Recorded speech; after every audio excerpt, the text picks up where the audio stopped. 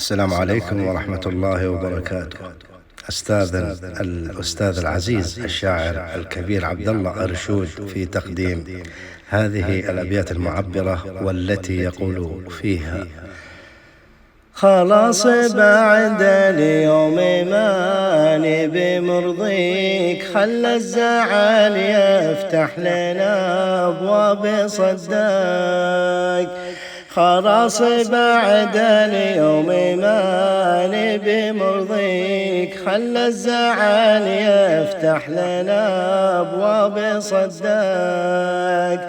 تعبت من رحلة أحبك وداريك، وتشوفني بأطراف عينك برداك.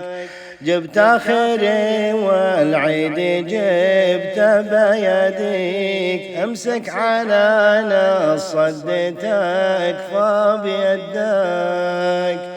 خلى الغرور اللي يسابق خطويك، تشوفه في عيون الغلا يوم ضدك. خلاص بعد اليوم ماني بمرضيك، خلى الزعل يفتح لنا أبواب صداك. الشاعر الكبير عبد الله أرشود.